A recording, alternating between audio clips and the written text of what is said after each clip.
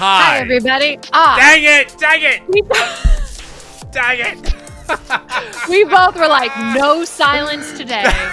We were both ready to jump right in there. Why don't we ever discuss who's gonna intro it? Ever. Why do that when we can just try and guess it every single time? Yeah.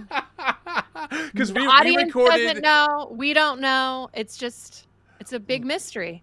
We recorded a really powerful interview that will drop this Monday with Amy McGrath. She's a former Marine talking about the military and Trump. It's really good.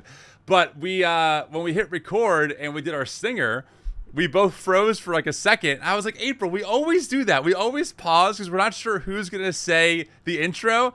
And then today we both just went for it. And here we are. I know. We're both like, not today. But we could have avoided that if we had just had that conversation.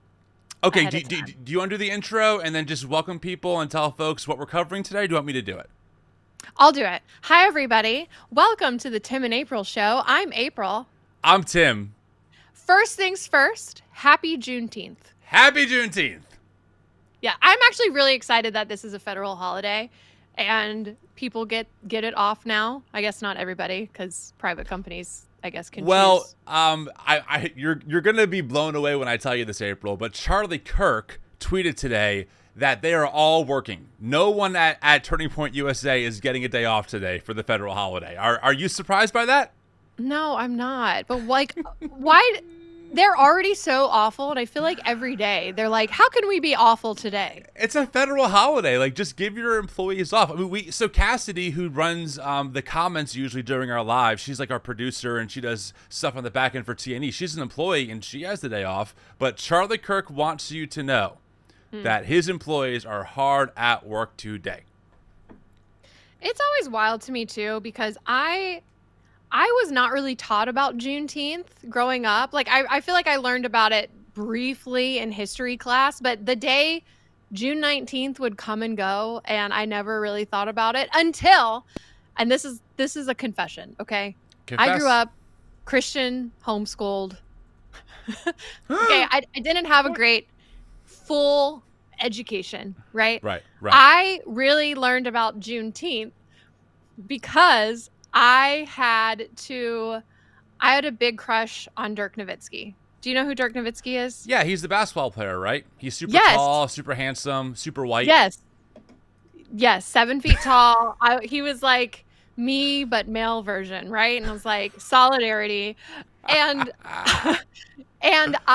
his birthday, because I was learning everything about him, as you do when you're 12, his birthday is June 19th. And when I Googled like June 19th, Juneteenth would pop up and explain how it's a celebration of freeing of enslaved people in America. Yep. And that's literally, I just learned myself through my crush on Dirk Nowitzki. So thank you, Dirk Nowitzki. There you go. For teaching me about Juneteenth. And for our international audience, a few of you are in the chat asking to explain Juneteenth. It's a holiday celebrated annually on June 19th to commemorate the emancipation of enslaved African Americans in the U.S. It's a very big deal for a lot of reasons. In fact, on the New Evangelicals podcast, we dropped a great 10-minute episode featuring Melinda Hale. She's an amazing artist, singer, songwriter, producer, and board member of the organization. And she did an amazing spoken word on the importance of Juneteenth. It's titled "Let the Plantation Burn." It's so good. So I recommend for folks to take a few minutes after they tune into this live to check it out. It's on podcast now on the New Evangelicals podcast. But yeah, happy Juneteenth to everyone out there, including you, Charlie Kirk. You know, an extra hearty Juneteenth to you, sir. Okay, that's all I gotta say about that. Cope with the fact that it's a federal holiday. Which, by the way, he did tweet. I just checked. He did tweet after he said, "Today, all of our Turning Point USA staff will be working. We will not be taking off for the federal holiday." Right away, he also tweeted, "Juneteenth should not be a federal holiday." Imagine saying that we should not celebrate the emancipation of enslaved African Americans in this country. April, what just happened to your screen? Well, Beecher was in the comments and said that I looked yellow-ish, and I have not changed the lighting one iota. And Beecher gets on. So Beecher is my spouse, for those that don't know, and they're also a filmmaker, and they teach filmmaking. And so they like to critique if my lighting looks good or not. And I don't think about that. I think this looks fine. You look good to me. You look good to me. Well, thank you. All right. So I literally just went and I turned off my auto white balance. No. And now I'm blue. So go I turned back. That's much better. Much better. Yeah, Beecher is also not here to help me. So well, first off, Beecher, you are the best, and it's good to see that you're watching the stream, to be clear. And thank you for getting that set up for April. But whatever that, April, you look much better that way than you did with the tint off. So anyway, friends, look, we have a packed show today, okay? We're going to be talking about Trump's military parade, if you can even call it that. We're talking, of course, about the terrible act of political terrorism done allegedly by Vance Boelter. We'll get into the deep dive on that and the Christian nationalism behind Vance's worldview. And, of course, we're going to be talking about the Tucker, Carlson, and Ted Cruz clips that are going around the internet. What a time to be alive. So thanks for being here. Welcome into the live. If you're listening on podcast, hello. If you're watching this right now, friends, do us a favor. Give this video a like. Make sure to subscribe to the channel. That way you get notified every time we drop a video or go live. I will say the best part about going live is the people in the audience that's watching it with us. It just feels so great. So great to have all of you here, and thanks for tuning in today. Yes, thanks, sir. And leave us a review on Apple Podcast. That'd be great. If you want to. But also, please. That'd be great. God's watching.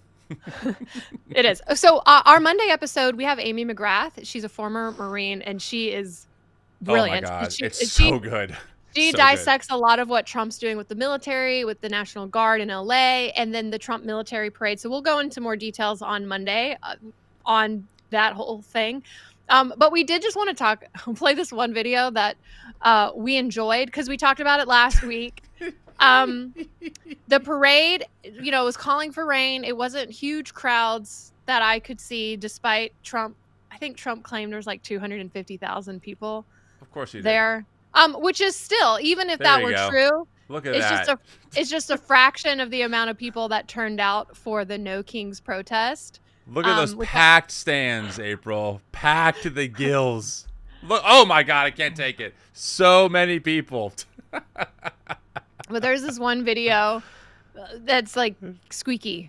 Here it is. Yeah. So if you're listening on podcast, I'm sure you've seen this clip. It's a tank rolling through the parade to a very empty audience, and this is real audio. This was not added in post. Here you go.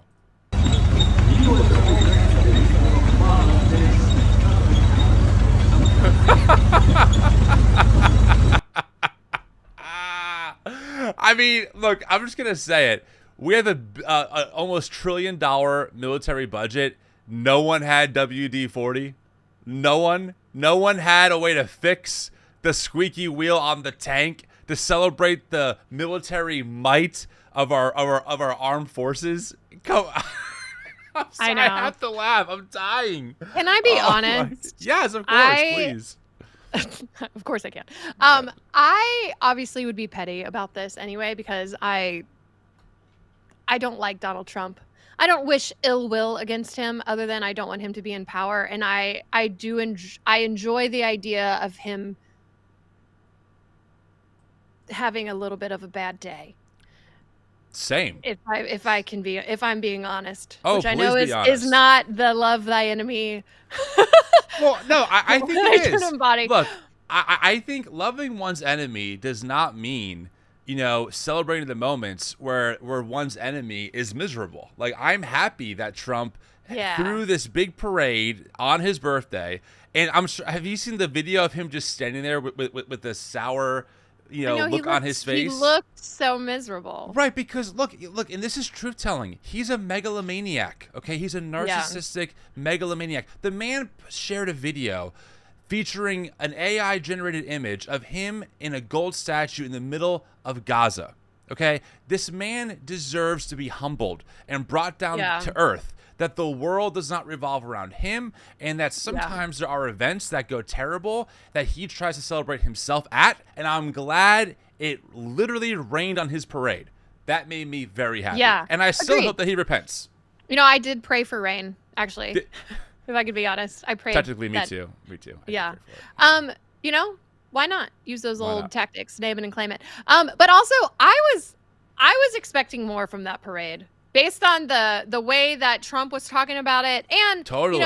seeing other military parades from other countries, which are mostly dictator countries. But France did a military parade, which is where he got inspired by the idea, and that parade looked more legit than Yeah, this yeah. parade. No, it was With not. all the money you're spending, you would just think that, I don't know, that the army would march in sync or Also, many uh, things. why is my light out? What happened here? Oh, it's off. Who? There we go.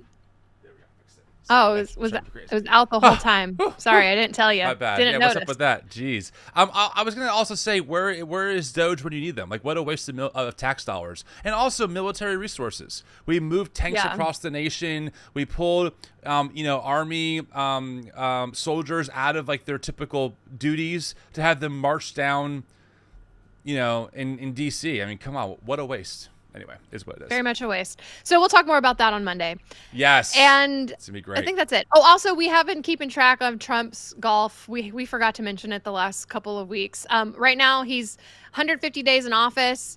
He has spent 33 days golfing, which equals 22%. So it has Yeah. gone down a little bit, but 22% of your time as president golfing is still pretty high. It's impressive.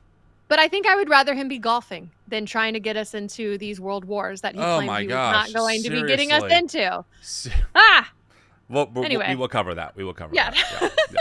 So much to get to, friends. So much.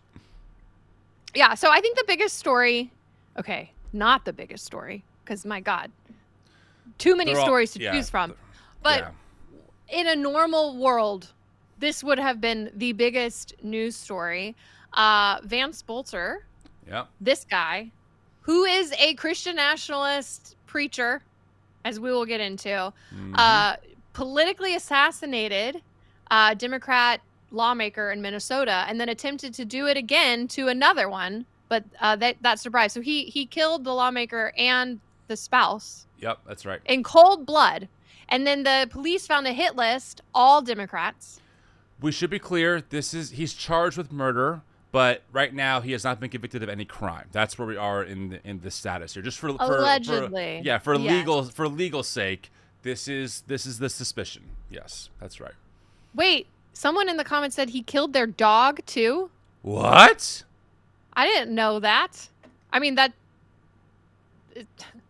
not Well, more important than the people, but Right, that but it's feels still a it little. just makes it even John more. Wick. Yeah. Yeah. Okay. It's terrible. Gosh. Okay. Yeah. So this guy is under. He's been arrested and charged with the murder, attempted murder, with stalking. His name is Vance Boelter, and he was evading police for several days when this happened. And there was a huge manhunt, one of the largest in the history of Minnesota. And what we've discovered about Vance. Well, actually, maybe we should first say, as expected, right? And listen, I'll be honest. I think everyone on the internet, no matter what side you're on of the political spectrum, does this, right? Where you try and Yeah. find one little drip of data to make them seem like they're on the other team, and that's why the other team is so Yeah. terrible, right? And I really do try and avoid doing that at all costs, because early on, I've got myself to a place where I got my foot in my mouth by saying something that wasn't actually true. But I will say that MAGA, they love to do this. Like they will look for any morsel of evidence that this person was maybe a Democrat, and then use that as proof right away before any kind of actual data comes out. Case in point, our good friend Megan Basham. All right, she is a self-declared journalist, works for the Daily Wire. And she tweeted out, like, right away, the second this happened, there was this narrative on X and other MAGA spaces that because apparently at one point he was hired under, I guess, the Waltz administration, that he therefore was a Democrat. Now, I'm not even sure if he was appointed by Waltz. Maybe he was, maybe he wasn't. And so Megan Basham says, Dems hire radicals, indulge radicals, appoint radicals, and then act surprised when they do radical things. And the reality of the situation, from all the data we have, and by the way, by data I mean Vance's own words, is that this guy was not a Democrat, but he was a radical. So Megan's right about that. He was a radical, but he was a Christian nationalist type radical. He was an evangelical Christian, and it appears that he held some pretty extreme views that went kind of incognito for a while, and have come out. Can I clarify on the who appointed? Yes, please Boelter. clarify. Yeah. So he was first appointed in 2016 by Governor Mark Dayton, and then 3 years later, Governor Walz reappointed him. And a spokesperson for Walz's office said this about it, that there are thousands of volunteers of all political persuasions who serve on hundreds of these boards. That particular board has over 60 people on it. The governor does not interview applicants for these roles, and he does not know Boelter. They are not appointments to a position in the governor's cabinet. These boards and commissions have no authority to make decisions, change laws, or implement policies. And like every governor has boards that are bipartisan. Yep. Intentionally, and this was one of those bipartisan boards. That makes a lot of sense. Thank you for explaining that. Of course, you're never going to hear that from right-wing sources, right? All you're going to hear is that this was a Walz appointee, therefore you must be a radical leftist, when in reality, it turns out he was not. He actually was discipled in the independent charismatic world. There's a really good piece by Jeff Charlotte on Substack that I recommend people reading and looking into. It's super solid. And it talks about, because Vance explains how he, at some point in his career, attended Christ for the Nations Institute. That is a charismatic, Bible school in Dallas. I would say, and by the way, friends, I'm going to say some things here with certain assumptions that you understand what I'm talking about. If you don't, please go to the New Evangelicals podcast or look at some of our earlier deep dives on this podcast as well with Matthew Taylor and others, because there's a whole world here that we don't have time to get into. But essentially, this person seemed like he was discipled in and baptized into the waters of the independent charismatic world, which has given us the New Apostolic Reformation, which is incredibly Christian nationalist on its face. This is, I want to show you guys a picture that Jeff shares on his Substack at what is on the, when you walk into the admissions office at Christ for the Nations Institute, they have a quote by their founder, and Jeff took this picture. This is a firsthand picture. Let me show you this real quick. This is what it says. Oh, that's not it. Here it is. It says, everyone ought to pray at least one violent prayer each day.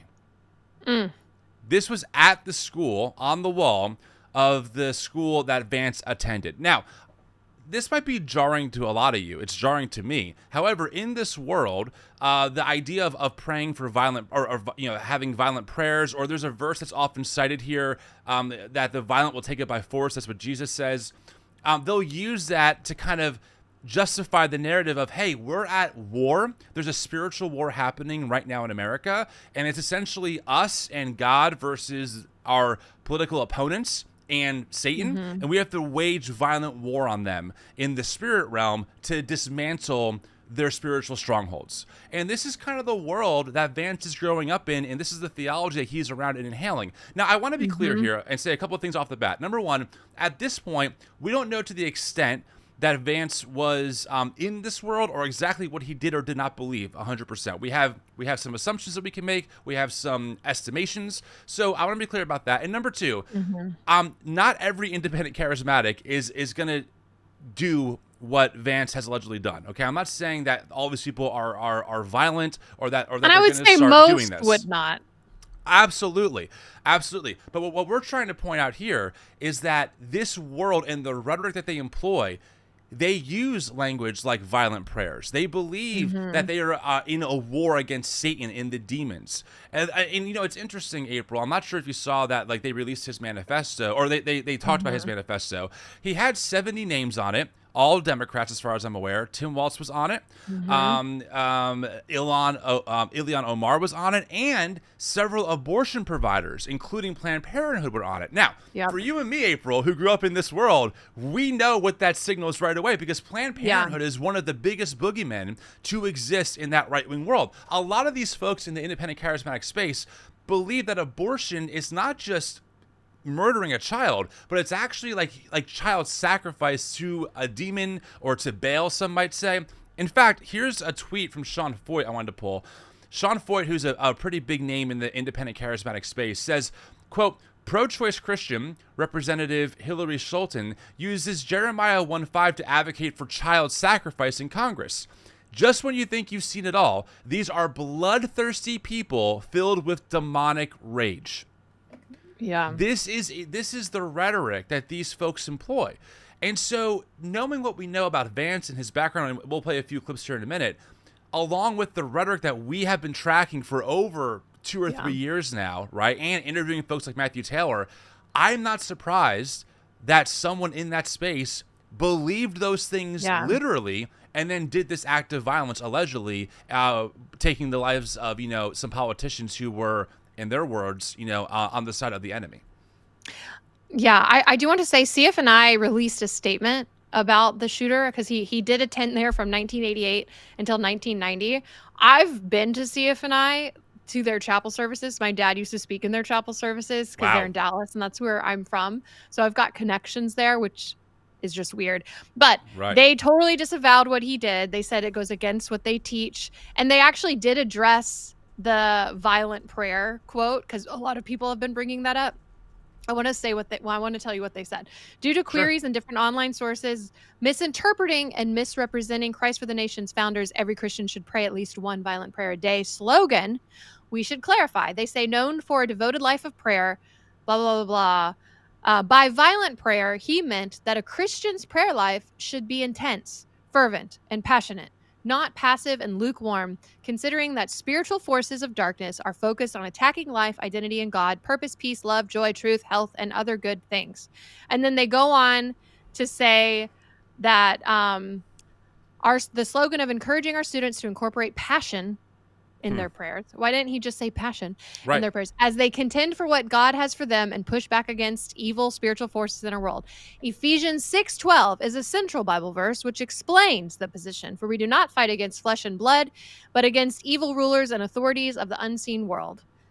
And then they do not believe in, defend, or support violence against human beings in any form. But I grew up in this charismatic world, and in the intensity of the spiritual warfare talk, there's so much military language and war type language. And yes, it is centered around spiritual warfare. But if you genuinely believe that someone is possessed by a demon and is murdering babies, which they do believe, then you can justify taking those people out because you are believing that you're saving babies or you're saving people from, the sin of being queer because they believe that sends you to hell. Because most people will not take it violently, like actually physically violent, but the language that is used can easily be interpreted to perform actual violence. Exactly correct. You're right. I mean, and again, we've covered this so much on the show. I cannot recommend Matthew Taylor's book enough, The Violent Take It by Force. And also, he demonstrates, and he does it so well, that during January 6th insurrection, there were people, a lot of leaders in this independent, charismatic / New Apostolic Reformation world that were encouraging their followers to go to the Capitol to pray against the spiritual strongholds and demonic forces. And a lot of them took real action. And so there's absolutely a fruit of believing that there are these spiritual strongholds that are being ruled by Satan, and that they have to fight in the spirit by going to physical places to free. To break the chains, so to speak. This is a real thing, and a lot of these leaders use very violent imagery or comparisons. I don't know if we have time now. I didn't plan for this, but I did pull. When I was doing some prep for my own Substack on this, I pulled a clip from my interview with Matthew Taylor, where he observes that one of the talking points during the last election was Jonathan Cahn and Cheon, two big names in that independent charismatic world. They gave these prophecies comparing Trump to Jehu in the Bible and Kamala Harris to Jezebel in the Bible. It's a story. And what Matthew Taylor says, and just trigger warning, for graphic imagery, is that that story, Jehu kills Jezebel and her family and beheads the kids. It's a very violent, gruesome story of real violence. And these are the type of figures that they invoke and compare one to another, where Trump is this Jehu king, and Harris is this Jezebel that has to be slain by the king. That that kind of stochastic terrorism, that kind of real intense imagery that can lead people to do violent things is baked into the independent charismatic world, and I would argue Christian nationalist world at large. Yeah, no, I totally agree. We have a couple clips of Vance Boelter preaching in Africa. So there's when you watch it or you're listening to it, there's an interpreter that speaks over him. And I want to point out one is more. Well, let's just watch it and then we'll get to the other one. Okay, sounds good. First. Here we go. Peut arriver dans chaque pensée. So there's no sin Et il n'y a aucun péché that God can't take care que of. Dieu ne peut pas enlever. Nothing. Il n'y a rien. There's people, especially in America, Il y a des gens, particulièrement aux États-Unis, they don't know what sex they are. They don't know how their sexual orientation. They're confused. ils ne savent pas ce qu'ils sont exactement. Ils ont une confusion. The enemy has gotten so far into their mind and their soul. Et l'ennemi est entré dans le fond de leur pensée et de leur âme. But this word Mais cette parole cuts deeper va aux profondeurs. because it's living Parce qu'elle est and vivante. it's active. Et elle est agissante. And God goes down there and pulls that out. Elle peut entrer dans notre cœur et enlever tout ce qui est de mal. And he sets every person free. Et pouvoir nous libérer. So that's one clip. Yeah. I mean, this is classic evangelical teaching. This is Right, I mean, classic. Classic. There's nothing new in what he's saying, and the scary part is he sounds like so many Pentecostal preachers that I've listened to my entire life. The rhetoric and the cadence. Go to the next clip because I just want to show too. It's not necessarily what he says too, because if you're just watching him in this clip in particular, it just feels like any sort of regular might be a strong word, but just your average charismatic Pentecostal preacher just getting excited about Jesus. So play it. And I'm just as excited about Jesus. Et je suis juste excité Right de here, Jésus right now. jusqu'à présent, même maintenant. And when I get excited, Et quand je suis excité, I want to dance. je veux danser. And what Jesus did for me. Ce que Jésus a fait pour moi. Jesus is God. Jésus est Almighty Dieu. God. C'est le Dieu He puissant. saved my life. Il a sauvé ma vie. I'm excited about God. Je suis excité de And Dieu. I want to worship Him. Et c'est pourquoi je l'adore. Because He's coming again. And He's Jésus, il excited. revient encore. And He's got plans. He's Il got a plans de plans and purposes et le dessein for each one of you pour chacun de vous ici. and for me. Et pour moi aussi. I wanted to play that because from watching that clip, you would not get violent vibes. Like you wouldn't think this man is an imposter. He has, he's going to go out and commit murders because he sounds just like any other Christian Pentecostal preacher. And I will say, I just want to plug something real quick. We didn't talking about this. Have you ever seen the documentary? It's from 1972 called Marjo. No. Okay. It is fascinating. It's a documentary about a real life Pentecostal preacher named Marjo. He had been a preacher since he was like 5. Okay. And so he goes into this he becomes a Pentecostal preacher, and he looks so convincing. He's slaying people in the spirit, which is when you lay hands on somebody, the Holy Spirit becomes so powerful that they get knocked out and they fall backwards.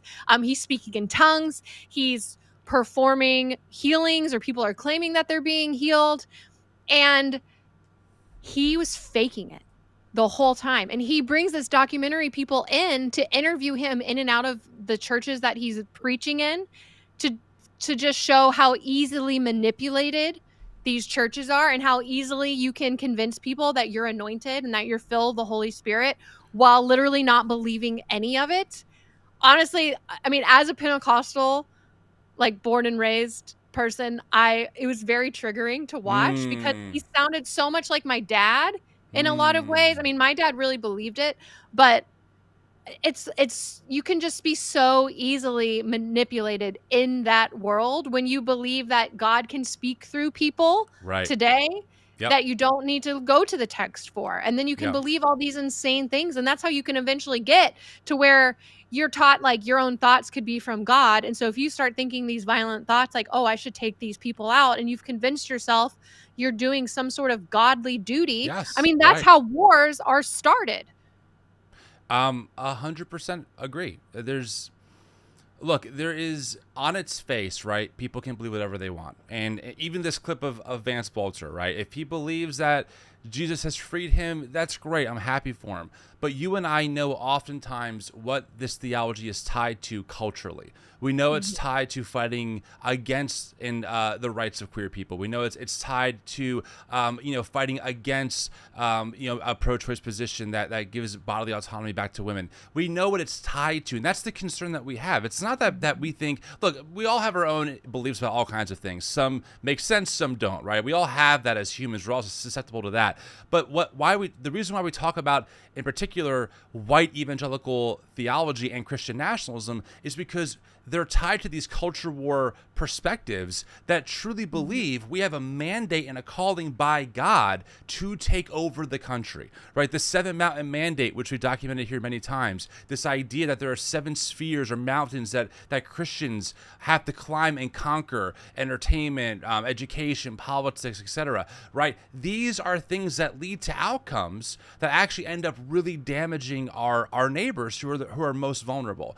And in the case of Vance, I think what we saw here so far, based on what we know, is that this kind of ideology is very easily able to radicalize people to do extreme acts of violence. January 6th was a Christian nationalist insurrection.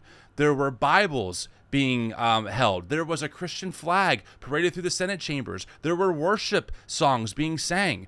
There was all kinds of Christian iconography. There was the Appeal to Heaven flag. I mean, we have to be honest about this. And by the way, this is supported with data. PRRI did a whole study on this, and they found that Christian nationalist adherents and sympathizers, those are folks who either fully embrace Christian nationalism or maybe who are sympathetic to it or believe some of it, they are more likely to believe that our country has gotten so bad it might take some violent acts to set it back on the right course. There are about 40%, 38% of Christian nationalists believe that. That's much higher than Christian nationalist skeptics and rejectors. So it's not just, oh, this is a one-off, this makes no sense, this doesn't fit the narrative. The reason why we're talking about this is because we're concerned that there are more people like Vance with these beliefs that think God is speaking to them to do something very violent that's going to kill someone. Yeah. No, I mean, it's in the theology. And you have people that quote the Old Testament or the Hebrew Bible more than they quote the teachings of Jesus. And you have people that are giddy about the rapture, that are giddy about wars happening in Israel and Iran. And they're bringing up Gog and Magog. And this is stuff that I've heard my entire life, that you always support Israel. And we've got some clips about this that we're going to get into. But that you're excited about the end of the world because that means Jesus gets to come back and then you get to go to heaven. And the way that so many MAGA or just evangelical Christians too love to bring up Sodom and Gomorrah as this big gotcha when it comes to gay people, which, by the way, the sin of Sodom was that they were inhospitable, if you read Ezekiel. So it's out of context. But regardless, they use that story and they're almost giddy about the idea of like God could do that again. Right. You know, that America could become the next Sodom if we don't enact these righteous Christian laws. So there's violence in the water.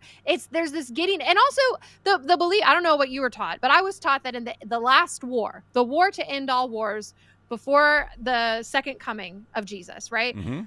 That 1/3 of the entire world dies. But it's a good thing. Because that God just does it because we're so evil and we're so violent that he just wipes out 1/3 Yeah. of the entire world, Oh, yeah. including Jewish people. Including Jewish people, right. The reason why people are pro-Israel is not because they support the Jews. It's 100% because they want Jesus to come back. And most of Israelis in this belief system die with Yes. everybody else. Yes. It is a very selfish theology that does not care actually about Israel. And incredibly anti-Semitic.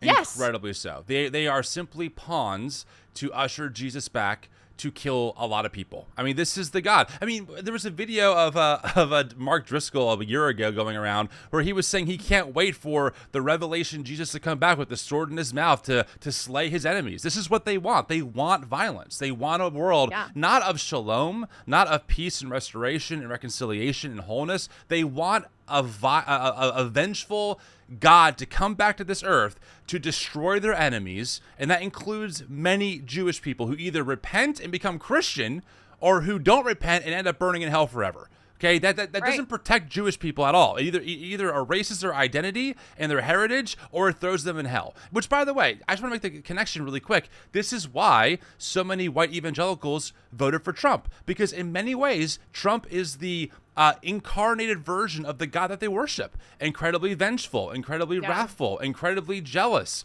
It cannot wait to punish his enemies. That's what they see in Trump. Needs 24/7 nonstop worship. There's all these correlations here. And yes, it's absolutely tied into the end times.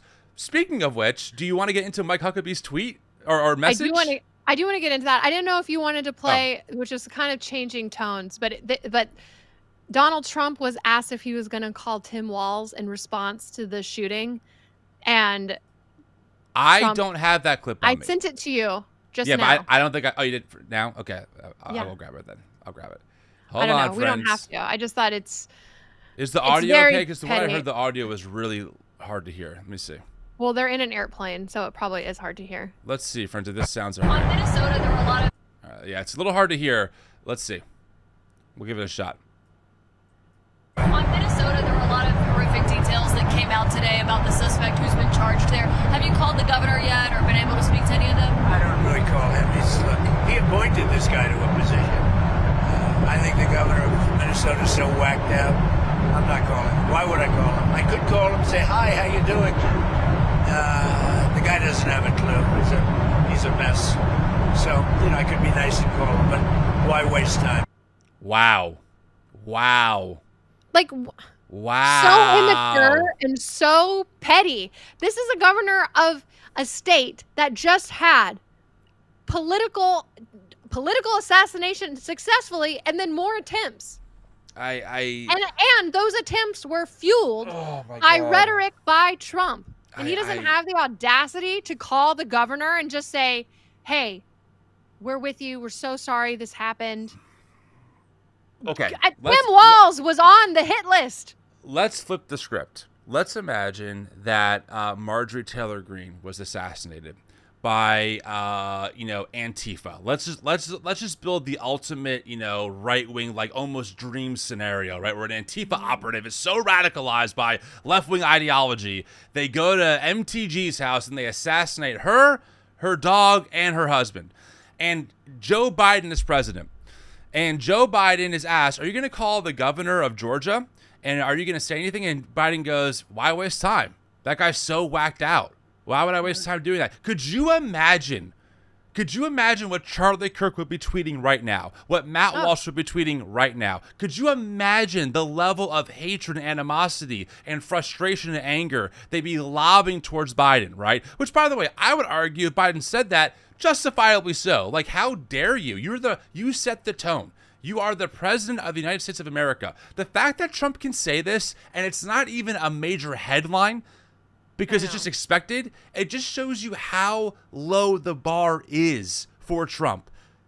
I also want to point out while we're here that a senator, I think it's Mike Lee is his name, a couple days ago before all this happened, he tweeted this. Yeah, Mike Lee. He said, "Make it stop. Condemn all political violence." He was talking about, something that happened at a No Kings protest in Salt Lake City. There was a shooting. Okay, shortly after this tweet, when there was the assassination in Minnesota, Mike Lee, tweeted "Nightmare on Waltz Street." trying to make a joke about the assassinations that happened in Minnesota. Again, this is he spelled Waltz like Tim. Well, actually, it's Tim Walls, so he actually misspelled it. Look, I'm just gonna say this guy's an idiot. Okay, there, he's an idiot, and he's also like, how dare you? How do we like, so many people just accept this as, well, it's in bad taste, but it's not a big deal. No, it's a huge deal. This is the federal lawmaker. I mean, it's crazy. And Tim Walz was on that hit list. Yes. If Vance is not detained as quickly as he is, there's a chance Tim Walz gets assassinated. Or if he was the first one he went after, and to make a joke about it, like it's somehow Tim Walz's fault. And these are the people that white evangelicals go, you're doing the Lord's work. That's what the level of bewilderment and frustration and rage I have that white evangelicals at a margin of 72% said Trump is doing a great job morally and ethically in his first 100 days in office makes me sick to my stomach. I know. Elsa, thank you so much for the super chat, by the way. Really appreciate that. All super chats go right to this work to make these lives possible. Thanks for being here. And of course, if you're just tuning in, welcome in. Please make sure to give this video a like. It helps to get out to more people on YouTube. And make sure that you're subscribed to the channel. Yay, thank you. Okay, now we can get to Mike. You want to start with Mike Huckabee's? Yeah, let's get into the end time stuff. This is really important because, you know, what's happening right now between Israel and Iran, a lot of pastors, and we don't have the video here, but Josh Howerton's one of them, they're almost like foaming at the mouth with glee that this is happening. Like, oh, the Bible talked about this. The Bible talked about when this would happen, signifying that we're closer to the end times. As children are dying, as people are having bombs dropped on their heads, evangelical pastors like Josh Howerton are like, ooh, maybe God's coming back soon. It's sickening, the level of dehumanization. I'm honestly really disappointed in Mike Huckabee. I mean, I'm disappointed in all of them, let's be real. But I feel like Mike, when he first came onto the political scene, I mean, he was a pastor. He had this like kind of grandpa vibe to him. And then like he's just become more and more Christian nationalist as the days and years have passed on, and now he's just as radical as all of them. Ugh. Anyway, you wanna explain this thing? So Trump tweeted this, or Trump posted this on his Truth social account. It looks like a text message. It's a long one. It's a screenshot of a text message from Mike Huckabee to Donald Trump that Donald Trump screenshotted and then posted. So Donald Trump says, from Mike Huckabee, a pastor, politician, ambassador, and a great person. Is Mike Huckabee, is he currently the ambassador to Israel? Yes. Okay. So Mike Huckabee is currently the United States ambassador to Israel. He texts Trump and says, Mr. President, God spared you in Butler, Pennsylvania, to be the most consequential president in a century, maybe ever. The decisions on your shoulders I would not want to be made by anyone else. You have many voices speaking to you, sir, but there is only one voice that matters, his voice. I am your appointed servant in this land, and I am available for you, but I do not try to get in your presence often because I trust your instincts. No president in my lifetime has been in a position like yours, not since Truman in 1945. I don't reach out to persuade you, only to encourage you. I believe you will hear from heaven, and that voice is far more important than mine or anyone else's. You sent me to Israel to be your eyes, ears, and voice, and to make sure our flag flies above our embassy. My job is to be the last one to leave. I will not abandon this post. Our flag will not come down. You did not seek this moment. This moment sought you. It is my honor to serve you. Mike Huckabee. Gross. Yeah, Well, also, like, the fact that he's a pastor, what Donald Trump are they seeing that they think he's listening to a voice of God? What world are we living in? I mean, oh God, April, my head is jammed up knowing where to even start with such a like just grotesque piece of writing. Oh my heavens, I do not. Yeah, this guy, Donald Trump, was found liable for sexual assault. This man said he would date his own daughter if she wasn't his daughter. He brags about grabbing women. He dehumanizes people. He calls immigrants poison to the blood of society. And Mike Huckabee thinks that this guy is hearing from God in a way that no one else is. If that's true, send me to hell. If that's the God that's ruling over this, then I'm in the wrong universe. Just send me down to hell, because I'm not sharing space with a God that says, this is my chosen servant. This unrepentant, megalomaniac, narcissistic buffoon who only thinks about himself. And Mike Huckabee, who's a so-called pastor, so-called man of God, should be absolutely mortified at the level of bootlicking and groveling that he's participating in this text thread. It is gross. It is like, dude, get a room. Ugh. Like, my God, what is wrong with you? Talk about kissing the ring of power. You know, there's a story in the New Testament of Jesus being tempted to have all the power on earth if he just bowed the knee to the devil, right? And Jesus rebukes the devil with scripture. Mike Huckabee bows his knee and goes, ooh, can I lick the ring and kiss it and wear it, and can I just hug it all day? I'm just obsessed with this ring of power. That's what this is. It is gross. Yeah.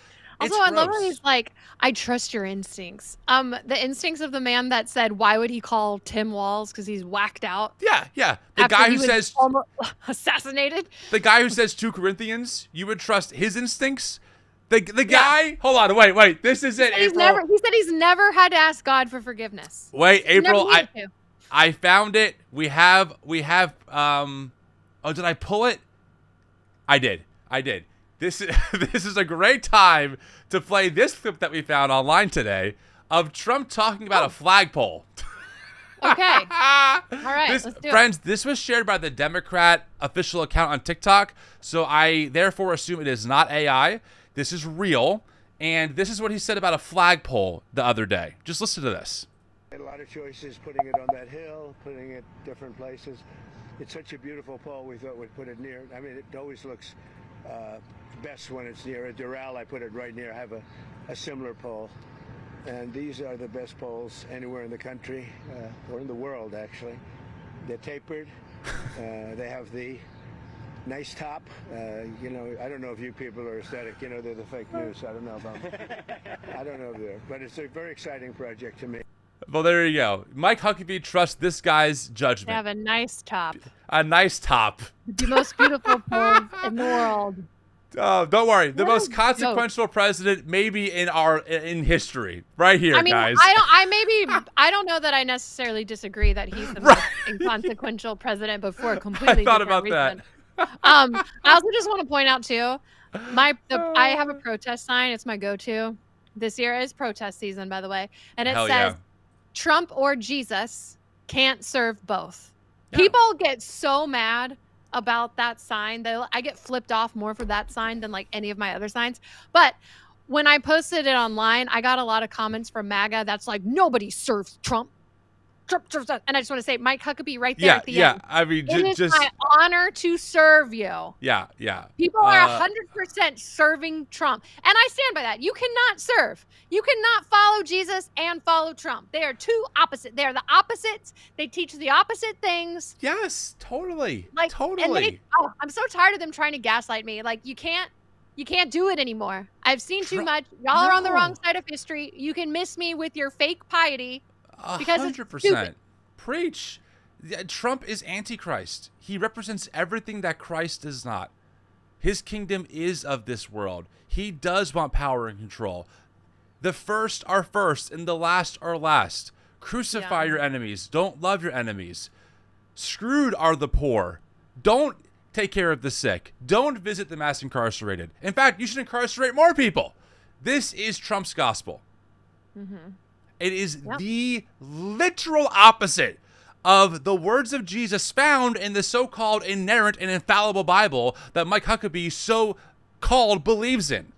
Yeah. It is, and this is why we left, April. This is why you and me and millions of others said, get me the hell out of here, because you're obviously liars. Like, you're not telling the truth. You cannot tell me you have a biblical worldview or that you're a Christ follower and then say things like, the decisions on your shoulders I would not want to be made by anyone else. You have many voices speaking to you, sir, but there is only one voice that matters, his voice. I am your appointed servant in this land. Oh, dude, Mike, just shut up, dude. Like, get out of here. Ugh. So aggravating. Gosh. Anyway. Yeah. Well, speaking of Israel, there's a lot happening. A lot going right on. Now. Impending doom, perhaps. That's like it is really weird, like trying to live right now, because what is happening right with Iran and Israel and now America, and it's actually very scary.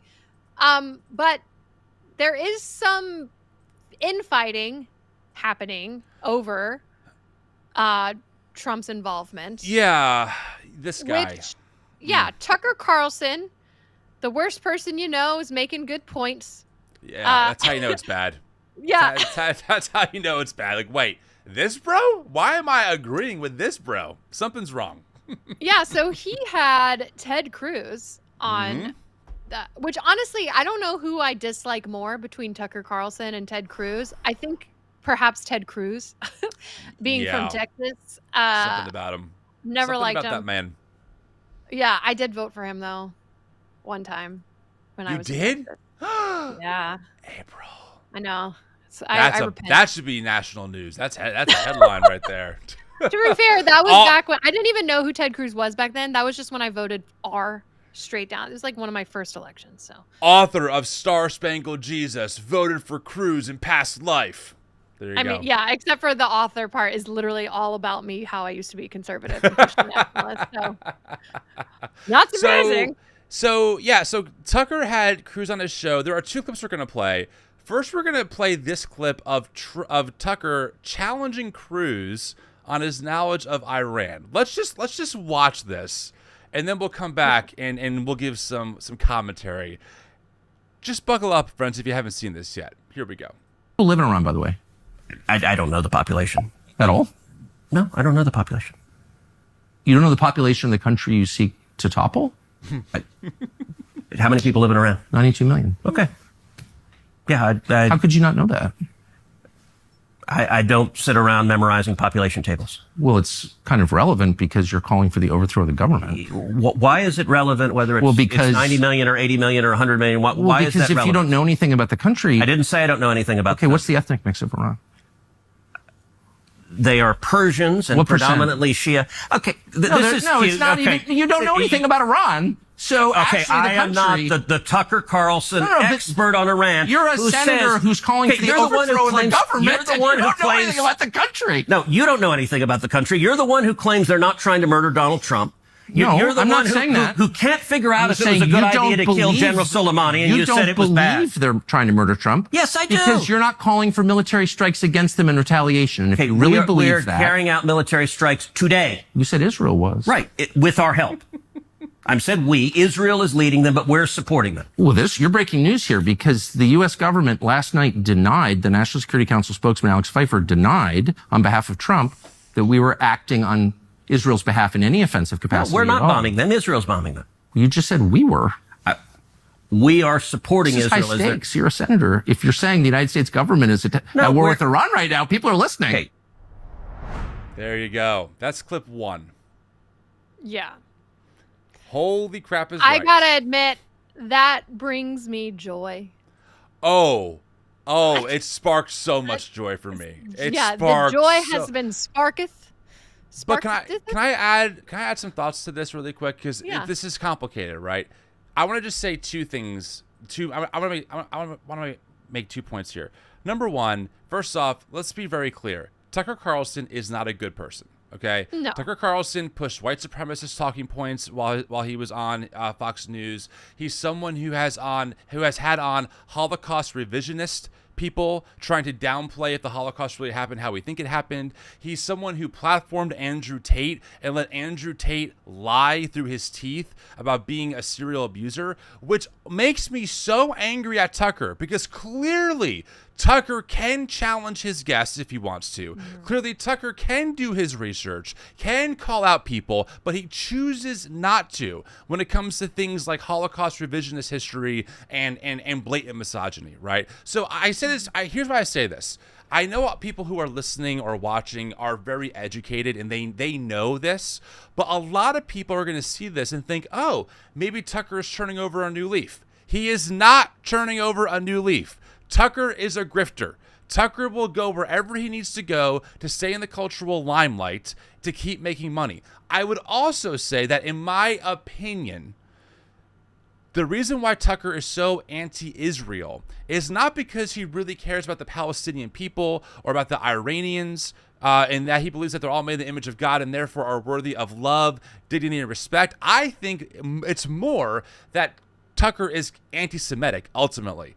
And also has a nationalistic America First model, and this does not fit into that. But make no mistake, if it did make sense to put America first by bombing Iran or by bombing Gaza, Tucker would be all about it. I just need to say that as we go through these clips, because I don't want people, mistaking us sharing them and saying, "Wow, Tucker owned Cruz," as some kind of endorsement. We are not endorsing Tucker in any way, shape, or form. Right. Well, it's the same thing with Marjorie Taylor Greene. She's also speaking out against getting involved with the war in Israel and Iran at all. But it's solely because of America First. It's not out of the lives that we could save in the Middle East. It's 100% for selfish reasons. But, a broken clock still gets it right twice a day. 100%. And I think we take our small wins, the infighting that is now that has begun, when two people you don't like are going at each other. Right. Just let them fight. Bravo. Keep it going. Them take each other down. And I mean, he eviscerated Cruz in that clip. He showed that Cruz has no idea about anything he claims to purportedly know about. And this is a federal lawmaker. And I think we need more of that. We need people. And by the way, Jon Stewart does these kinds of interviews sometimes really well also. But Tucker destroyed Cruz and got under his skin and proved that he doesn't know anything about the country, that he supports the U.S. getting, involved with the try and bomb. It's crazy. Right. And don't forget to, where was this energy when Tucker interviewed Vladimir Putin? Oh my, or went Remember to Russia when he saying, went to Russia and was look how cheap the bread is. Yeah. What? Oh my gosh. Still problematic, but we can take our small wins 100%, because we need people to stand up against fascism, even if it's for the wrong reasons. I agree. Should we play the other clip here that's, I think, even more damning? Okay. Yes, please. So this we're going to get into because there's so much here. It's worth talking about. Listen to this clip, and then we'll get into it. Growing up in Sunday school, I was taught from the Bible, those who bless Israel will be blessed, and those who curse Israel will be cursed. And from my perspective, I want to be on the blessing side of things. Of those who bless the government of Israel? Those who bless Israel is what it says. It doesn't say the government of it, it says the nation of Israel. Oops. So that's in the Bible. As a Christian, I believe that. Where is that? I can find it to you. I don't have the scripture off the tip of my. You pull out the phone and use the Google. It's in Genesis. But so you're quoting a Bible phrase. You don't have context for it. And you don't know where in the Bible it is. But that's like your theology. I'm confused. What does that even mean? Tucker. I'm a Christian. I want to know what you're talking about. Okay. Where does my support for Israel come from? Number one, because biblically we're commanded to support Israel. But number two, hold on. I'm not holding on. Hold on. You're a senator, and now you're throwing out theology, and I am a Christian, and I am allowed to weigh in on this. We are commanded as Christians to support the government of Israel? We are commanded to support Israel. And what does that mean, Israel? We're told those who bless Israel will be blessed. But hold on, define Israel. This is important. Are you kidding? This is a majority Christian country. Define Israel? Do you not know what Israel is? That would be the country you've asked 49 questions about. So that's what Genesis, that's what God is talking about. The nation of Israel, yes. So is that the current borders, the current leadership? He's talking about the political entity called Israel? He's talking about the nation of Israel. Yeah, nations exist, and he's discussing a nation. A nation was the people of Israel. Is the nation They're the descendants God's of referring Abraham. to in Genesis, is that the same as the country run by Benjamin Netanyahu right now? Yes. It is. Okay. And by the way, it's not run by Benjamin Netanyahu as a dictator. It's a democratic country that elected. He's the prime minister. Right. What? But just like America is the country run by Donald Trump. No, actually, the American people elected Donald Trump. The same principle This is there. silly. I'm talking about the political entity of modern Israel. Yes, and that is You believe Israel. that's what God was talking about Yes. in Genesis. I do, but that country's existed since when?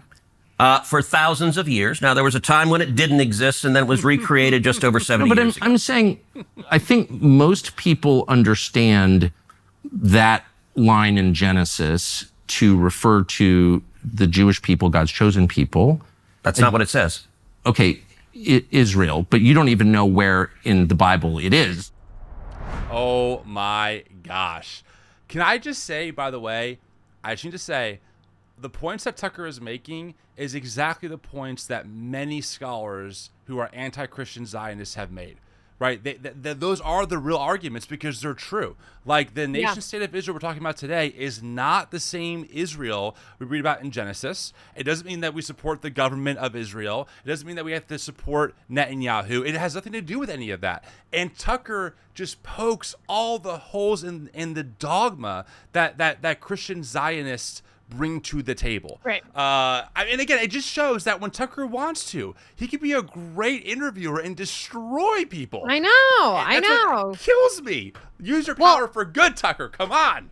Well, and if you're going to be a biblical scholar and actually take the text in context, I mean, we're talking about a book that was written thousands of years ago that talks about blessing the nation of Israel. The current nation of Israel, like, the government of Israel was not established until 1948. Yes. And you think that text, when that was written, was imagining Israel as it is today. Right.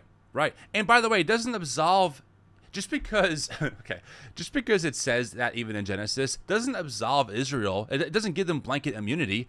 The nation state of Israel can still do bad things, which they are. Starving the Palestinians, taking over the land that has been the ancestral land of the Palestinian people for hundreds and hundreds of years, right? Massive colonization. Yeah. The West Bank is totally owned and controlled by Israel. The famines in Gaza, the amount of bombs dropped on the heads of children in Gaza, how they've taken out all infrastructure in Gaza. Okay, like that doesn't somehow, that little Bible verse, that one verse, by the way, that Cruz takes so literally, doesn't absolve Israel from those things. But think about it like this, April.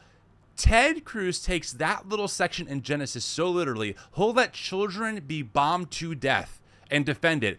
But the words of Jesus about taking care of the sick and the poor and visiting those in prison, right? For Cruz, they're not talking about government there. That should not impact our government policy when it comes to affordable health care. Or when Jesus says, for example, liberate the oppressed. Well, obviously, we can't apply that to our government. But like 5 words in Genesis, 5 words is what allows the bombing of children to go on in Gaza. You've got to be kidding me, right? And again, we're taught in our circles that people like Cruz and others are real Christians who have a biblical worldview. Get the hell out of here. It's bullshit. Well, they claim they take the Bible literally, which is why they do that, but they don't take it literally because, like, think of the justification that they use for deporting immigrants right now. When Jesus said, I was a stranger and you did not welcome me. And they said, sir, when were you ever a stranger we did not welcome you? He said, I tell you the truth. Whatever you did to the least of these brothers and sisters of mine, you did to me. And the way they justify getting around that scripture from Jesus, they say, oh, well, he wasn't talking about illegal citizens. He wasn't talking about illegal immigrants with borders. It was a different time back then. There weren't really borders as we know them now. And it's different because that doesn't apply to people that break the law. Like they come up with all these little caveats and the mental gymnastics they start going to justify why they are clearly in defiance of that teaching of Jesus. But then when it comes to those who bless Israel will be blessed and those who curse Israel will be cursed, they're like, we have to take that literally and that means Israel. And 100%. We're like, okay, but the Israel we know today did not exist back then. They're like, it's always Israel. It doesn't matter. It literally all the time. Exactly. It's like so annoying the way that obvious. They accuse us of cherry picking the Bible, which everybody cherry picks because it's impossible to follow the Bible exactly 100% because there are conflicting worldviews within the text. Yes. Everybody cherry picks. Preach Some it. some people are just self-aware enough to admit it, because you can use the Bible to liberate or you can use the Bible to oppress. And I choose to use it to liberate. But 100%. they got to do their little mental gymnastics, and they hold their cognitive dissonance to somehow show that we're the spiritual ones because we actually follow the word of God, while they blatantly disregard every single red letter. They bastardize the word of God. I'm just gonna say it. That's what they do. They use it, they pillage it, they colonize it, they rip it out of its context to maintain power and control. Have you heard the newest argument is that passage about the least of these is it's Jesus talking to other Christians, that we should take care of other Christians first. Have you heard this from like Ali sucking other folks? Which, by the way, could be a legitimate interpretation of when Jesus says, what you do to these brothers and sisters of mine, you do unto me. He definitely could be talking about other disciples of Jesus or followers of Jesus, which, by the way, just to be clear, doesn't change anything, because the majority of people facing deportation in America who are immigrants are Christians. They're Catholics. 54% are Catholic, 13% are evangelical, only about 15% are non-religious. So even if that was accurate, let's say that they're correct, that when Jesus says, what you do for the least of these, you do unto me, he's talking about other Christians, then it doesn't change anything regarding the inhumane deportations of other Christians in America. We could even call that Christian persecution. I mean, again, the people who are like waiting to be persecuted, turns out, April, are the ones doing the persecuting of other Christians in America who got here through all different means that they don't deem legal or the right way or good enough. And we know, by the way, that the idea of illegal immigration is such a misnomer. Most people who are being kidnapped by ICE have been here for years, have court orders to be here for years, are pending in the immigration system because the courts are so backed up. They're not people who are just these criminals trying to, break into houses. That's a very small amount of people who, by the way, all of us agree, right? We shouldn't have people who want to do crime here, etc. So I'm just saying, like it's so annoying, because even if that interpretation was correct, it doesn't change anything, because most of the people that you're trying to kick out of here in the name of God actually are Christian. Which only proves to me that for these people, their allegiance is actually to the way of empire, not Christianity, not Christians, not Jesus. They care more about maintaining a white America than they do about protecting their brown brothers and sisters who are immigrants here in this country. Yeah, a good majority of immigrants, especially from Mexico who are here, are Catholic. Yes. They are Christian. There's a study done, just so folks know, again, we always had the data, study done by the National Association of Evangelicals in partnership with the Catholic Church, and they did a whole study on who are the immigrants that are facing these deportations. The majority of them, including DACA recipients, by the way, are Catholic. But of course, April, we know, because you and I grew up in this world, that many of those evangelicals don't think that Catholics are real Christians, right? And that's why we call it Christian supremacy. These are people who are so narrow in their theology and their fundamentalism that they think that the tradition that predates their own by 1,000+ years, the Catholic tradition, they're not true Christians, but the Protestants, just like them, are the only real believers. It is so anti-intellectual. I mean, your head has to be so far in the ground to believe that, but they do. They do. Yeah, well, and they also ignore the fact that there are Christian Palestinians and there's 100%. Christian Iranians. Yes. Like they exist everywhere. And I want to be clear too, when we are condemning Israel and what Israel is doing, we do not wish ill will on regular innocent Israeli civilians too. 100%. The same way that we would disagree with a lot of Iran's government and what they're doing, but Iranians are innocent lives that deserve dignity as human 100%. beings. Like war is not good for anybody. Honestly, I really wish Netanyahu, Trump, Putin, all these big time leaders who are bringing down all these innocent, literally killing thousands and thousands of people And who knows where this is going to end up. It's very scary. But why can't we throw them all in a boxing rink and just let them go one-on-one? Right.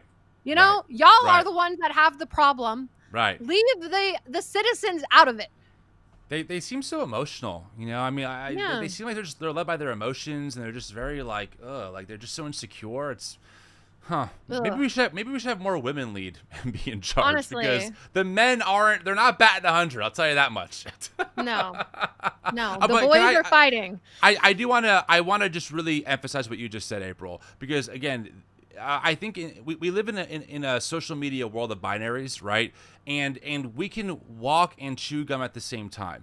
We can be anti-Zionists and very much in favor of protecting our Jewish neighbors. Both of those things are possible, right? When we condemn Israel, we're condemning the nation state, the government of Israel, that is dropping bombs on the heads of children. That doesn't mean that we think Jewish people don't have a right to exist peacefully or even have a place to call their own nation. We're not saying any of that. What we are saying, though, is how the nation state of Israel is acting in partnership and with the support bipartisanly of the U.S. is inhumane and bad. That does not make us anti-Semitic. Anti-Semitic is believing that if you can usher in the end of the world sooner than later, then Jesus will come back, probably kill most of the Jews, a few might get saved and go to heaven, and somehow, you know, that's what God wants. That's anti-Semitic. Anti-Semitic is believing that the Jewish people control all the media and the banks. That's anti-Semitism. Anti-Semitism looks like having Holocaust revisionist historians, term used loosely, on your show, right?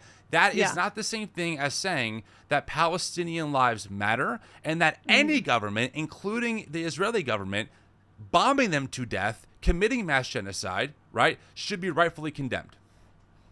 Yeah. Agreed. I also just want to point out, too, there was a tweet going around online that people were saying was the official Iran military account that just said, everyone will feel it. Which is very ominous. But ominous. This is just a commentary account. It is not the official Iranian military. Yep. So maybe good news. Because when I first saw that, I was like, freaking out. But it's not the official one. So, hooray. Thank you for clarifying. Would we like to end on some weird Christian beep? Weird Christian shit. Before we do, if you're watching this, please make sure to give this video a like, friends. It really helps us out. There's about 300 people watching with us live. 138 likes. Let's get that like button up a little bit more. It really helps get this out to more people on YouTube. Again, we go live every Thursday at 12 o'clock Eastern, and we always drop another episode pre-recorded on Mondays on YouTube and podcast. So you can subscribe to the show right here on YouTube. You can follow us on podcast. You can follow us on Instagram, Tim and April Show. And we're here for the long haul, my friends. We are here for the long haul, and we love doing this. Oh, thank you for the super chat. Quote, people need to embrace the idea that the world is messy and that everything is binary. Thank you for the work you guys do with TNE and this stream. Thank you so much. System of an up. Love that. Great. Okay. Weird Christian shit. This is a weird one. This is a testimony in a church by a girl. They're always kind of weird, to be somewhere. honest. Where is it here? I have it somewhere. There it is. Pull it up here. Oh, yeah. Thank you, Michelle, for the super chat, too. Oh, thank you. Another one? Oh, yes, so kind. Another one. Great show. Keep up the great work. Thanks, Michelle. Appreciate that. I appreciate that so much.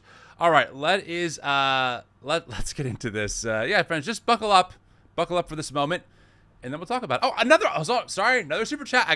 You have to. So, April, I'm not sure if you know this, but the rule is every super chat, as a way of saying thank you, you always read it on the air with the person's name. That's like the code of conduct. No, it's cool. You're totally up cool. With Michelle. It's fine. Deanna says, thank you for helping me stay sane. Absolutely, Deanna. Thank you so much for being here. It means the world. Again, friends, all super chats go right to making this work possible. They pay for the overhead of the show, time to prep, etc. So thank you so much. Okay, weird Christian shit. Here we go. Buckle up. I just want to testify to how much of a romance a relationship with Jesus Christ is. The Lord has pursued me so passionately and so intimately this week. And I was struggling with the lie that I was not chosen. And the Lord spoke to me in prayer. He said, Sienna, I would create the entire world over again just to look at you. So I just want to give a great shout out to the Lord for being such a lover of our souls.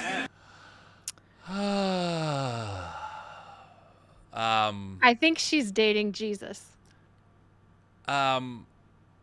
She used the word intimate. Okay, but there are worship songs that also use that. Do you remember that one song that was like, your love is extravagant. Yeah, You're totally. something, oh, it's intimate.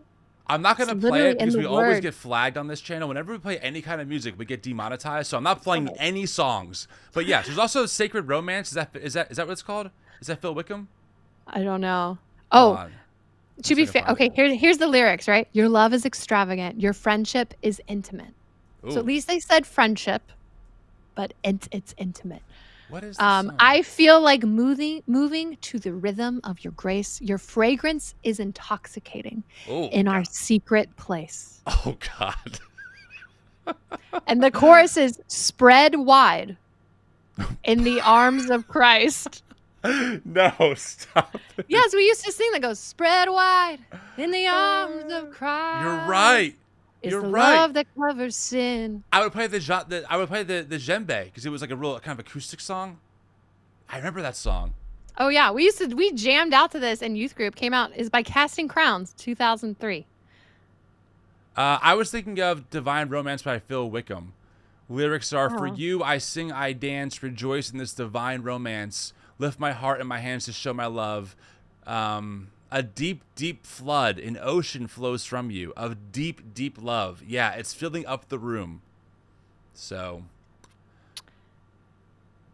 yeah. I will say, like, yeah,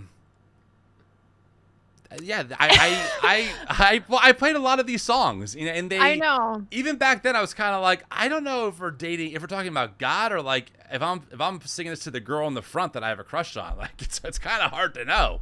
Well, there's so many times too that we've taken like a secular song and you can easily turn it into a worship song, or vice versa. You could take a worship song, change God to babe or girl or whatever, and then it's a romance. Like the line is very thin. It's a very, very fine line.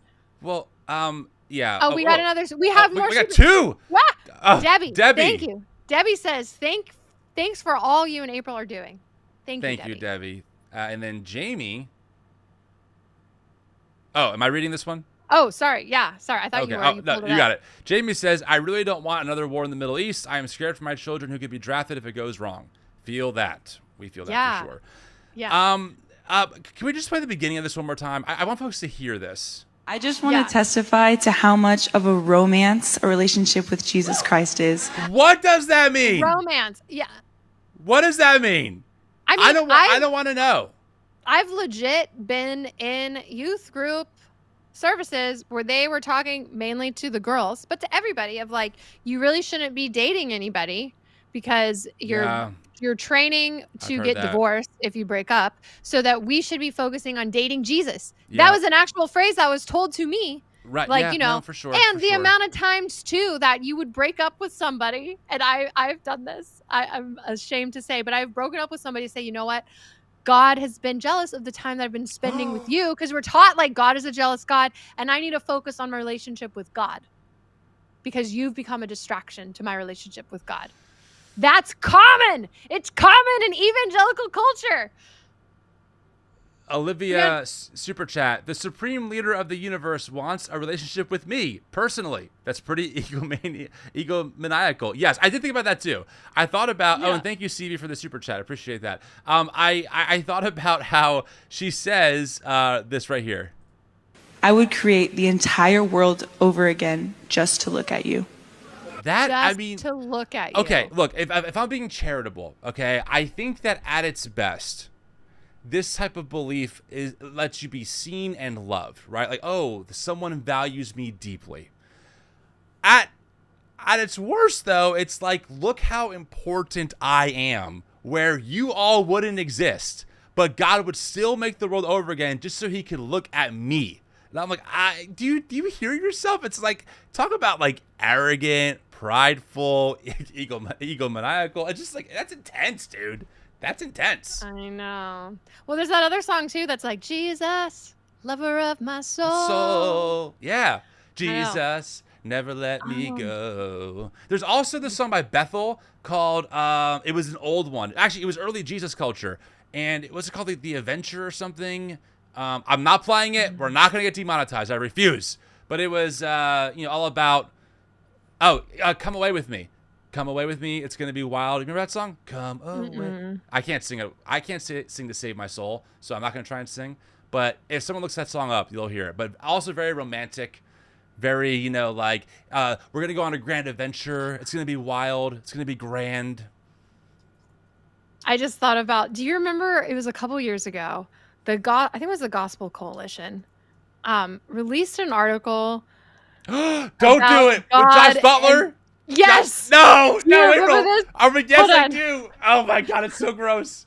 Hold on, I gotta see if I can find it because they did take it down. All right, while you do that, I'll preface it. Josh Butler was right. By the way, he wrote a really good book called The Skeletons in God's Closet, and then he kind of went off, in my opinion, like the deep end. Alden is in the chat. No, he knows. Alden, you know what we're talking about. So I think he had a book coming out about like sex and God, and like how did he phrase it? We got to find it. Something like to the effect of like the Holy Spirit like pours out his seed on the church.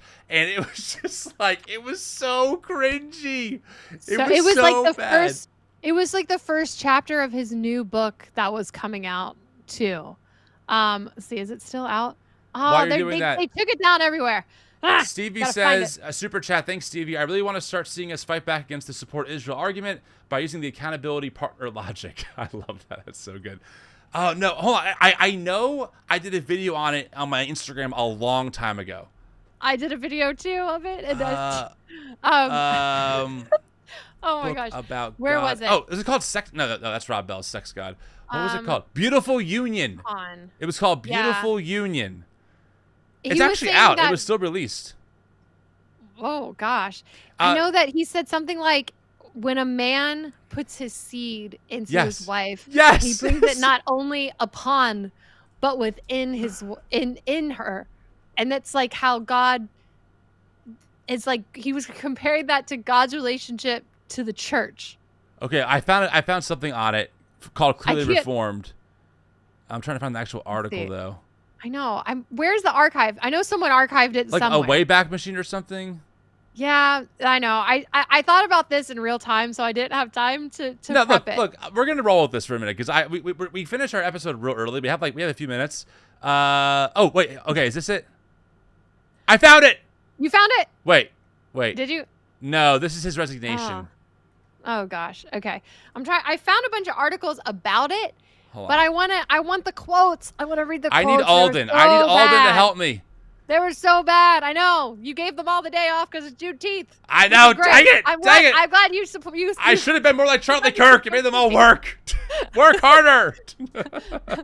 Okay. Okay, hold on. We should edit this part out for the podcast. No, this is fun. They'll be annoyed. I can already see it right now. Get to the point, everybody. Wait, hold on. I'm in the Wayback Machine trying to look back and find this. Give me a second. It's searching. It's doing its thing. It's spinning. Spin, baby. Spin, baby. Oh, it is such a painful article. I'm frozen here. I'm frozen. I'll pull my screen up so folks can see it. Oh, here's one where he said, quote, condom. Oh, I got it. Oh, I got it. I got it. Okay. Hey, wait, send me the link. Put the link in the chat so I can read it along with you. Okay. Do we just read the whole thing? I don't know. Should we? You should read it in your voice because your voice is great and you have a great reading voice. So pull this thing up. I sent it to you. Okay. Where is yeah. Oh yeah. Oh, yeah. It's so bad. Sexual union pictures the gospel. Oh goodness. Sex won't save you, but it points to the one who will. Is the title of this article. Thank God. Can we read this whole thing? Because it is long. Is it long? No, this is like a 5-minute read. I think it's worth it. Okay. Fine. He says, I used to look to sex for... Can we pull up a picture of Josh Butler, too? Yes, I will do that. Just so I we will do can that. see who's saying this. Okay. I used to look to sex for salvation. I wanted it to liberate me from loneliness. I wanted to find freedom in the arms of another. But the search failed. My college sweetheart dumped me. I found a rebound to feel better about myself and hurt her in the process. I then fell head over heels for the girl of my dreams at the time and spent the next 5 years pining after this friend who didn't feel the same. I wanted to feel wanted, yet I wound up alone. Our culture looks to sex for salvation too. We want romance to free us from solitary confinement, to deliver us into a welcome embrace, but idolizing sex results in slavery. Huh. You can chart up your long list of ex-lovers and join Taylor Swift in telling the newest applicant, I've got a blank space baby and I'll write your name. Ew. How dare you quote Taylor Swift? How dare you? By the way, that's the picture of Josh. That is Josh. Yes. Yeah. Okay. Yes. Back to the article. Okay. Back to the article. You can end up in the Egypt of a new romantic wasteland, more cynical and isolated than when you first began. Yet I've discovered a crucial corrective in the gospel that can lead us out into true freedom. Sex wasn't designed to be your salvation, but to point you to the one who is. I just want to say, Union I've with never Christ. thought about sex as salvation. Like, No, I have shouldn't never put thought out about there. it that Okay, way either. Cool. Continue on. And honestly, I don't like thinking about God while having sex. No, I If I'm being honest, that's usually not not in at my the mind. forefront. I'm not imagining Jesus in the room with us. Not really my thing. I mean, Nope, we make room listen. for We Jesus. we don't kink shame on this podcast, No. but it's just Nope. not for me. I'll put it that way. It's not for me. Yeah. Well, you know, there are people who literally, oh gosh, I've got so many stories on this. I know we're so No. over time. April, how? No, you have to say it now. We're in. We're in. Okay. We're in. Okay. I knew of a girl, and I will not say her name, Thank you. where it was like a family tradition for all the women in her family, aunts, grandmas, parents, they would knit together what they would I don't know if they called it this, but everyone else started calling it this, a sex blanket. A homemade sex blanket that they would lay down. It was No. prayed over by No. the moms and the aunts and the grandmas to have a great sexual experience where it was almost like a worship night to bless their sex life. And they were supposed to, like, you lay it down and you're supposed to have your first time on the blanket No, that was do made not- by your mom. No. And that Yes. your mother also sat on at one point and No, said no, no, everyone no, else. no. They made new ones for each one. Oh. As far as I'm concerned, I So don't they weren't think- they I weren't don't like think adding they were on to it. recycled. Well, dude. I don't know though. Now that you say that, that was not clarified in the story. I will say Beecher was at this wedding where they did this whole presentation and they gift the blanket to I think it was at the rehearsal dinner. Wow. Honestly, I need Beecher to come up and tell this story because I'm probably getting my details wrong, but that's like a thing. It was a thing. There's weird stuff about, and like couples that are taught to pray, to Yeah. welcome God, like Jesus Yes. be with us as we have sex. Yes. Melanie, super chat, thank you so much. This is the content I'm here for. I'm so glad, Melanie. And we got one more too. From Felipe? Yes, from Felipe. Hi from you. Quebec. A truly secular Ah. region. You offer wonderful access to the fascinating world, that's one way of putting it, of evangelicalism and Christian nationalists. Best duo. Thank you so much. Hold on. Okay, we're over time, but whatever. We're in the zone. We have to go for it. Beecher clarified it was a new blanket for Okay. each first sex. Thank God. I almost really had a panic attack. Like, you've got to be shitting me. Have you ever seen the movie Pamela's Prayer? I've seen clips. I've not seen the whole thing. That is a doozy. And all I'll say is that one of the main premises in the movie is that Pamela saves even her first kiss until her wedding day. But a big theme is that as Pamela's growing up, her father, which is father, they don't use Pam or Dad or Fred. It's Pamela, Dad, Father, and Frederick. And so every night, Father prays to Pamela before they go to bed. And then the last scene of the movie is after Pamela gets married to Frederick and she's in the room for her wedding night, she calls her father to pray with her one last time. Oh. Anyway, back to our article Wow. at hand. Yeah. Like, We should just do an episode of just cringy purity culture things that we have witnessed or participated in. And it should be called TNA After Dark. Let's go live one night. Just share cringy purity stories. Oh we my can God. watch Pamela's Prayer because it's out on YouTube royalty free, so we could stream it and not get dinged. It's an option. Oh, Yeah. let's do that one Okay. time. Back to the article. Here we go. All right. Yeah. Sorry.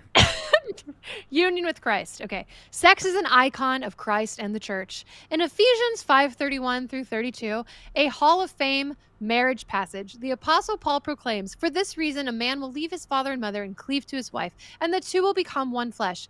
This is a profound mystery, but I am talking about Christ and the church. NIV, I've translated proskolao as cleave. I think that's how you say that. Now, the context here is marriage. Leave and cleave is marriage language, and the surrounding verses are all about husbands and wives, not hookup culture. Yet that second part about the two becoming one flesh is consummation language that refers to the union of husband and wife. Paul says both are about Christ and the church. This should be shocking. It's not only the giving of your vows at the altar, but what happens in the honeymoon suite afterward that speaks to the life you were made for with God. A husband and wife's life of faithful love is designed to point to greater things, but so is their sexual union. This is a gospel bombshell. Sex is an icon of salvation. How? I'd suggest the language of generosity and hospitality can help us out. Wow. Buckle up, friends. Here we go. Yeah.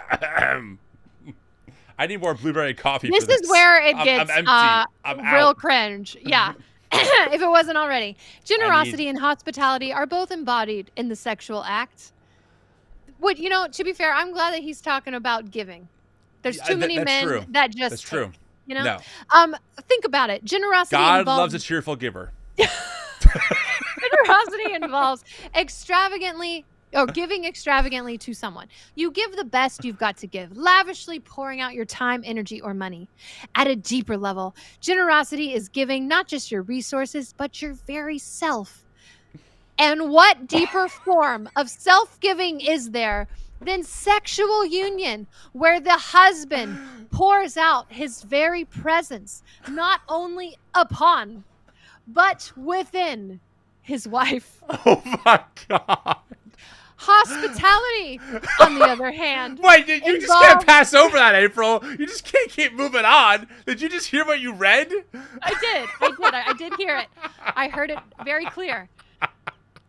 Oh, okay, go ahead. Keep going. Also, the fact that he's making sex and a husband getting off as some sort of self-sacrifice.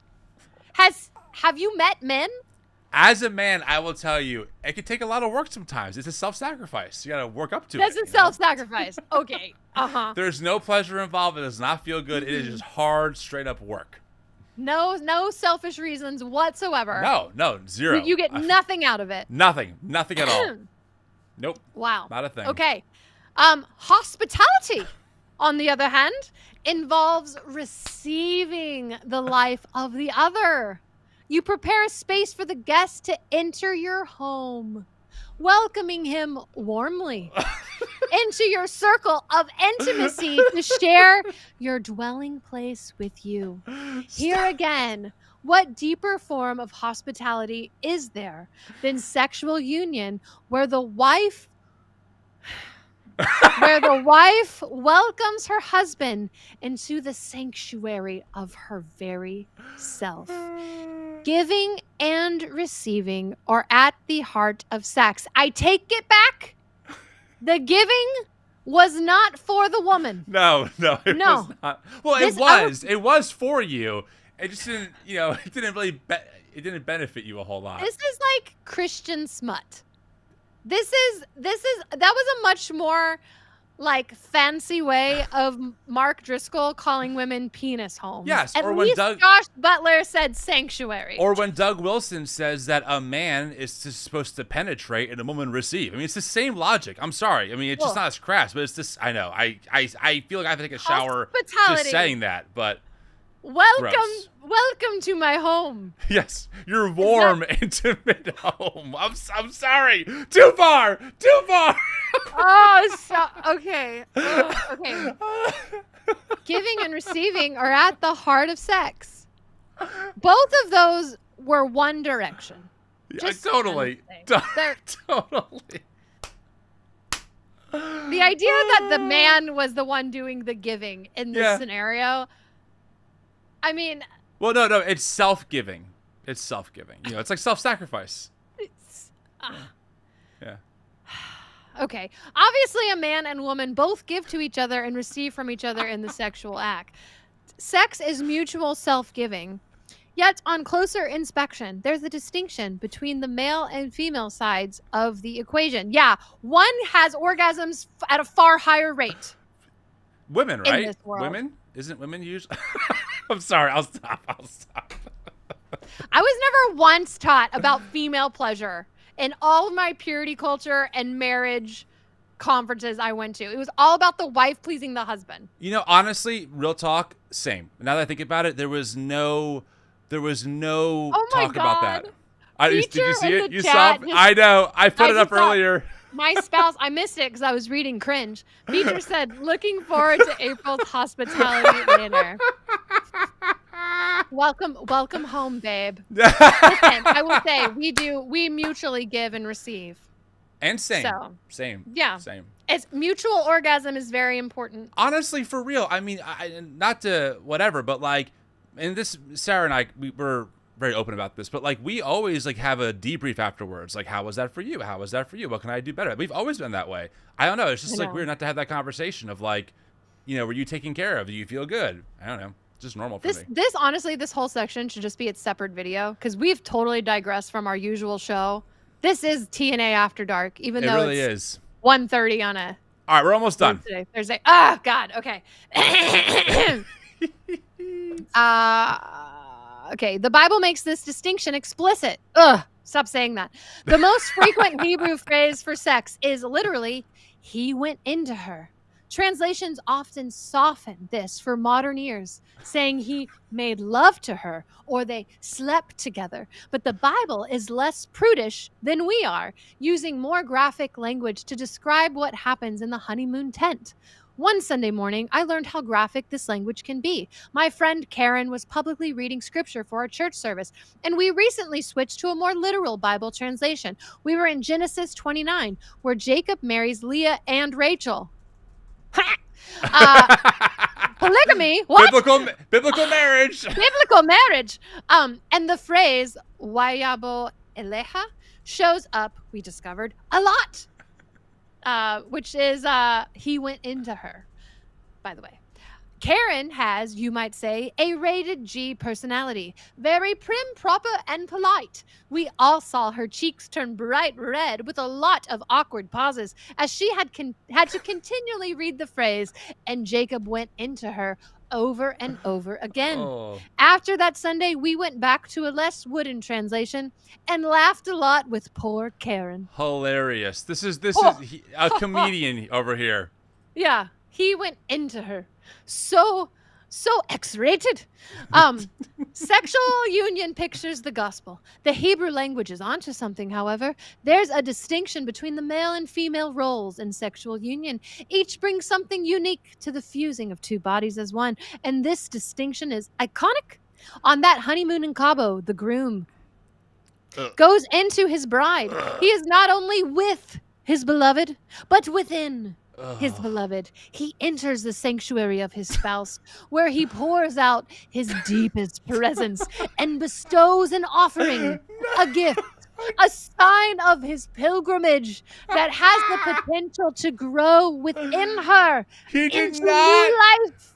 What editor read this and goes, "This is great"? Post. Oh my gosh. His deepest present.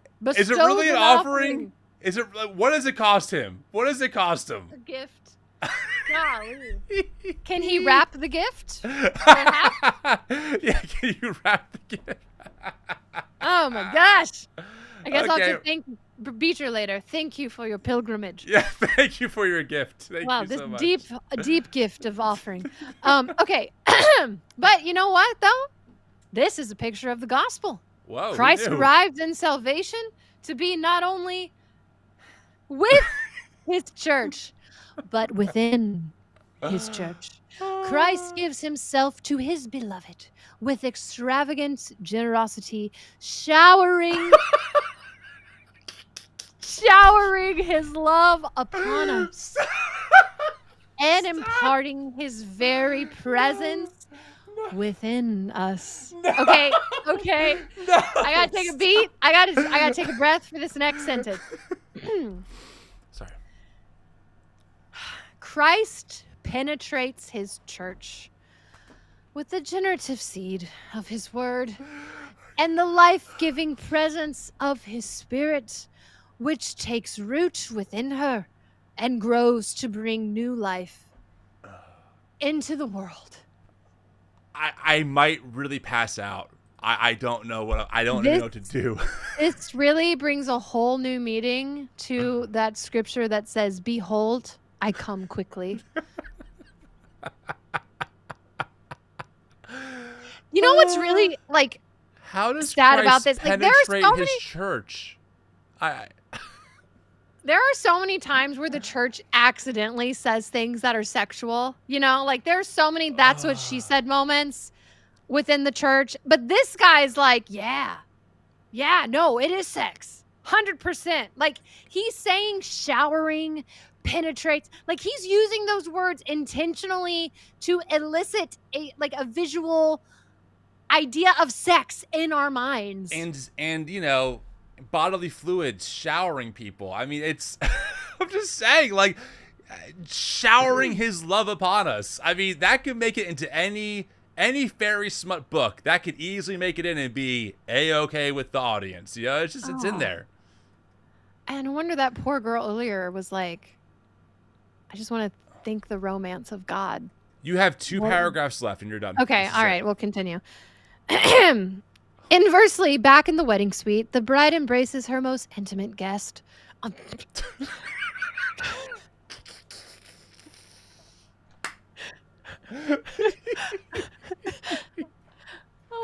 You can do it. Her most intimate guest on the threshold of her dwelling place and welcomes him into the sanctuary of her very self. She gladly receives the warmth of his presence and accepts the sacrificial offering he bestows upon the altar within her most holy place. Stop. Did ChatGPT write this as satire? I just have to know. Can I just say one thing? I think one comment. I'm a man, and there's a lot of different ways to describe a man giving himself to his partner.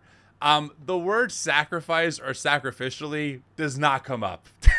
There is nothing sacrificial about the male orgasm. Like, I'm sorry.